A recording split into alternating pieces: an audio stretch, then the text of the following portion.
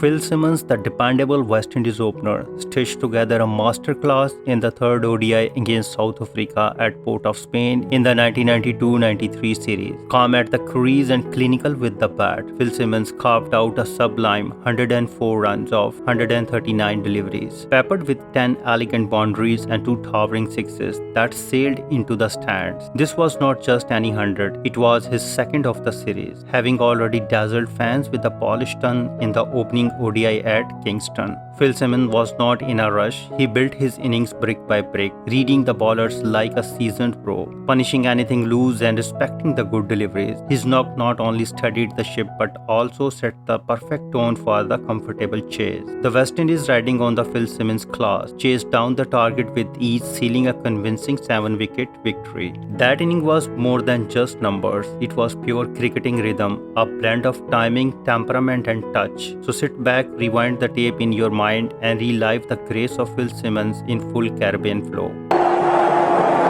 And the new batsman, there he is, the hero from Sabina Park last Tuesday, also from Trinidad. He made 122 in that first one-day international, and he's come in to face the second ball of the innings to join.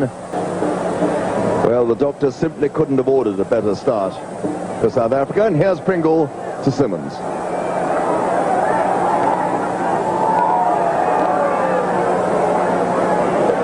I don't think South Africa had a right to expect 2 in 2, did they?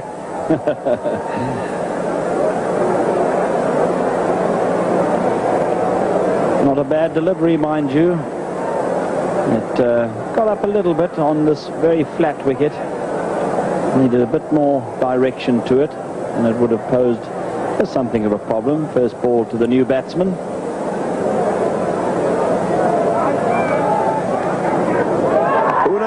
The big appeal that a wide has been called.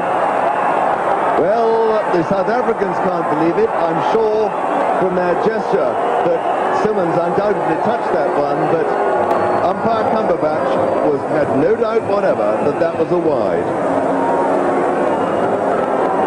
This will be very interesting indeed, and I think it brushed his shirt as it went through. There was no bat or glove anywhere near that one. They heard the noise and they went up for it. But extraordinary that it should be called a wide when it certainly wasn't above shoulder height and it touched his body. It's one of those ones one wonders what the umpire saw. The replay certainly indicated that it didn't hit bat. Well, that's the first run of the innings. Is it going over? No, well stopped.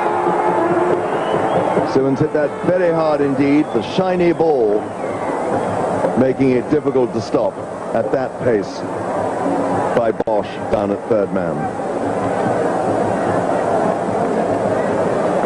That went very, very quickly. And they nearly lost it.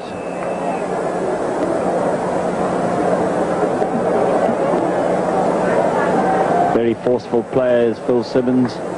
South Africans will remember the 5 huge sixes he hit. And lovely and colourful. But I dare say if you're sitting immediately behind those two, your view may not be particularly good. His first game in the West Indies, only his second game for South Africa. In fact, he only bowled 2 overs.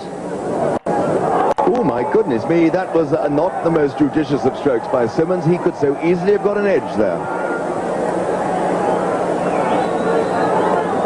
We saw him in the last over force one down to third man off the...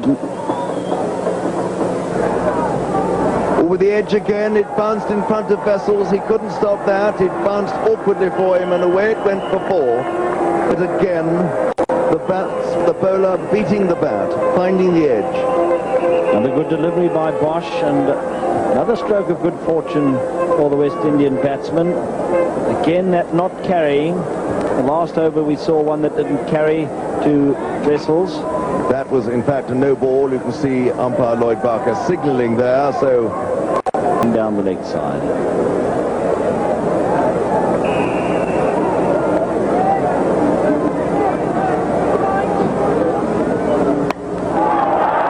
Well, take that. Simmons relieving his feelings, hitting there through the line. And that was a most handsome stroke.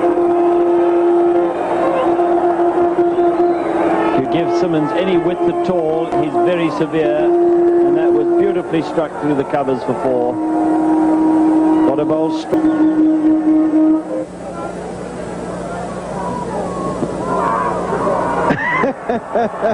Well, Pringle gave that appeal everything. Simmons was coming forward.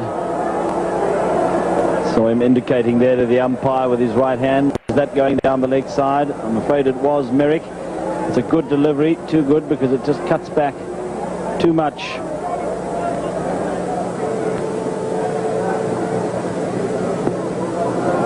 It's off the pad towards fine leg. They'll count against the extras as leg buys, and they add to the West Indies score. I suppose you could say this is a bad ball. Possibly the first really bad ball bowled by the South African in this innings. Slanting down the leg side. 4 runs to the West Indies. And that's a ball struck. Snell drifting down the leg side again, and Simmons picked it up beautifully for 4.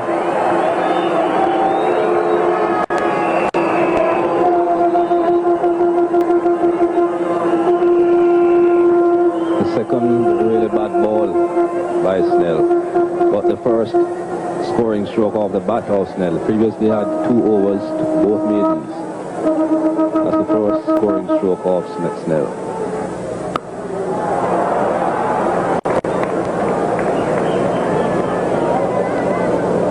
Position out there, the sweeper, the man at deep cover, which has proved so crucial.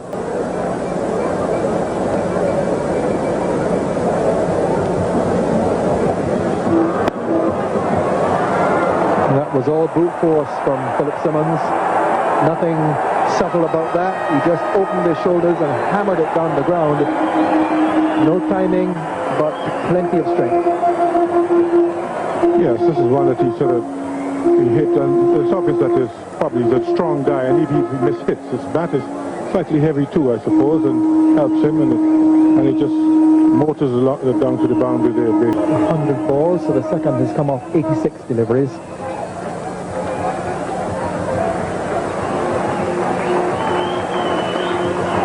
That's his 50, and the crowd here will rise to Philip Simmons. It's the second half century they've seen from the Trinidadian batsman on their home ground here in successive days. Philip Simmons has taken 103 balls to get there, and he's hit 4 fours, and the West Indies at the end of 31 overs are 102 for 2.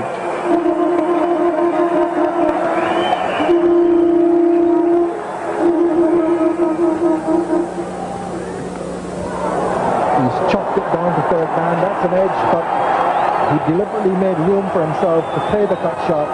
He knew that there was no danger if he did edge it, and he did, but it travelled away very quickly through the vacant slips. 4 more runs. Yes, this one was quite wide, and he got a thick edge, just wide of the wicketkeeper, and the third man just couldn't get it. It was too fine for him. Not a fourth of Simmons. Score now 109 for 2. But he can't get onto that one. That's hammered away by Simmons. So 2 successive 4s, and there was no edge about that. Well, that was a cracking spare cut, actually. He hit that with quite a lot of force. There it was, and not a man moved with that. And beautiful shot there by Phil Simmons, who's beginning to motor now. He's getting the better of the South African bowlers.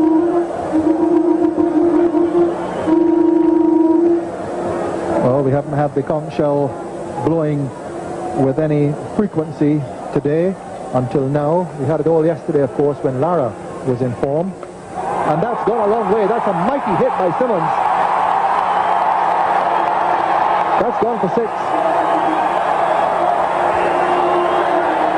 Yeah, I was wondering that Simmons made up his mind he was going to hit it hard. The doctor came on his pads and he picked it up easily over mid-wicket for 4. This was a beautiful shot there in the meat of the bat, and he didn't even bother to run. He just watched it disappear into the crowd. 6 glorious runs there for Simmons. And West Indies now motoring 119 for 2.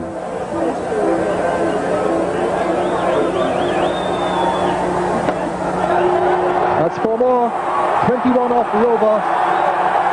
3 4s and a 6 to Philip Simmons. The Queen's Park Oval is jumping, and the West Indies are 123 for 2 at the end of the 32nd over.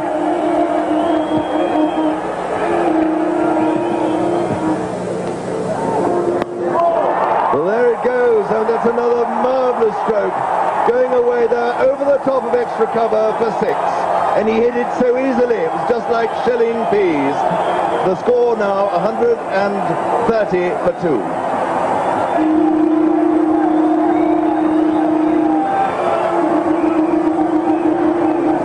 A long way over the extra cover boundary.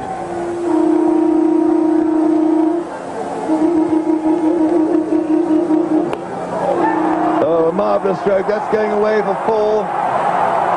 Snell's not going to stop that. The crowd are absolutely loving it. Look at them. Isn't that marvellous? Pure, unadulterated Caribbean joy. And Simmons has broken his bat. I think, in fact, it's the second bat he's broken in this innings. I don't think the manufacturers will be too unhappy though, Henry. Well, just looking at those figures, 8 4s and 2 6s, and just 114 balls, they certainly won't. Because whoever makes his bat puts a lot of middle into it. Lovely stroke, wasn't it?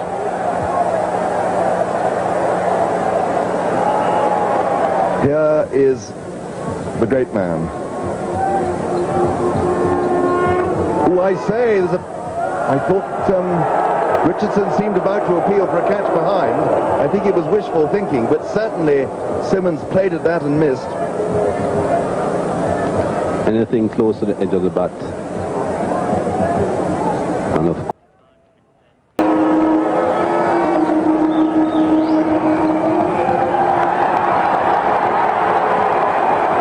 And he'll get the 2 to carry him to 99 here.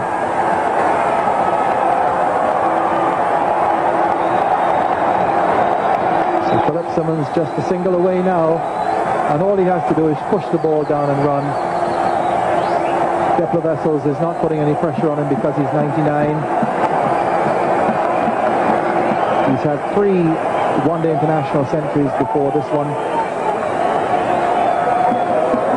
And the party has started in anticipation of the 100.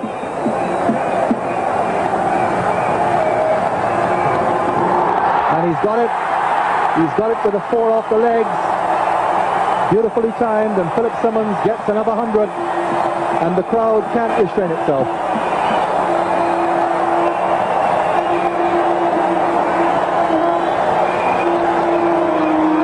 Another marvellous batting performance, and they really are celebrating. A local man,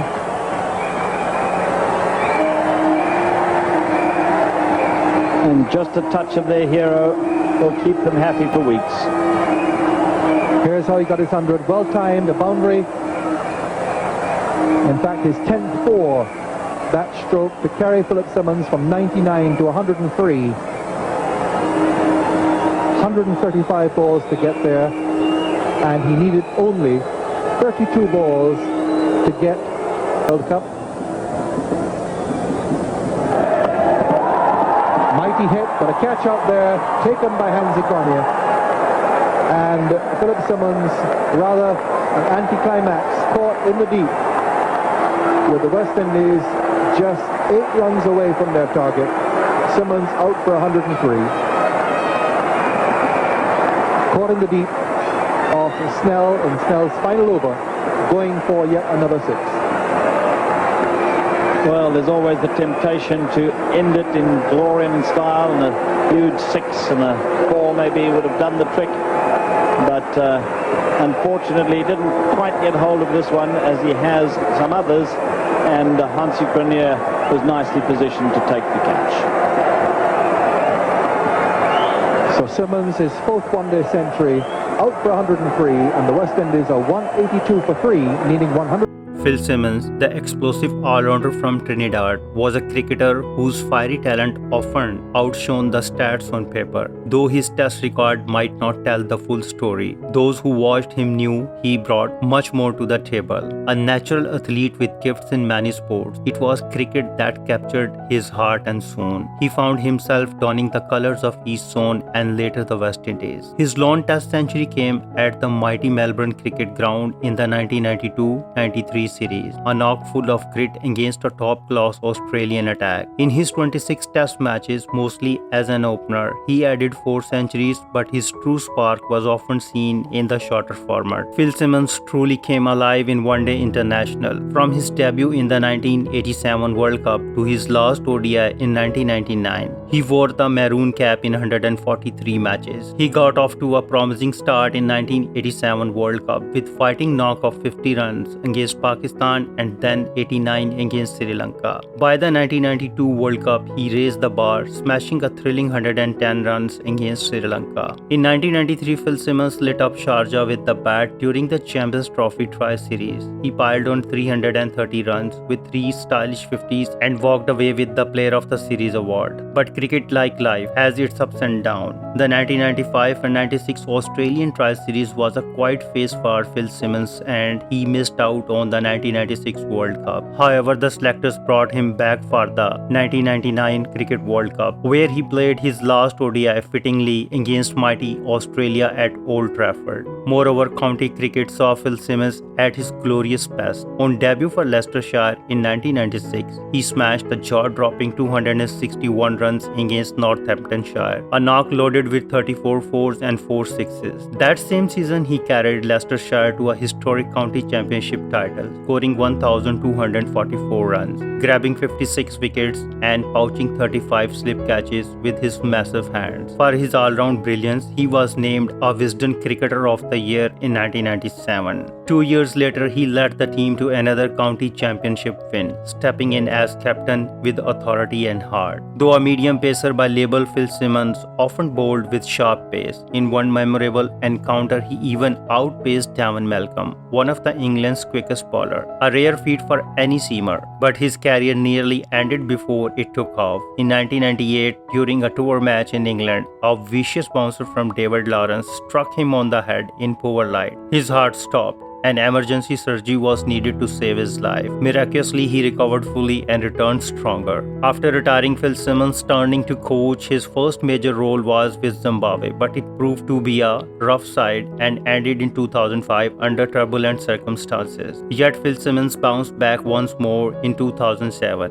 He became the head coach of Ireland. Under his guidance, Ireland gets stronger and bolder on the global stage. By the time his career days were over, Phil Simmons had quietly built an outstanding first-class record, 11,682 runs at an average of 35.61, including 24 hundreds and 65 50s. With the ball, he claimed 214 wickets at 28.68. 5 of those were 5-wicket hauls. Phil Simmons was not just a cricketer, he was a fighter, a game changer, and a Caribbean spirit who never gave less than everything. If you like this video, please comment, share, and subscribe. Thanks for watching.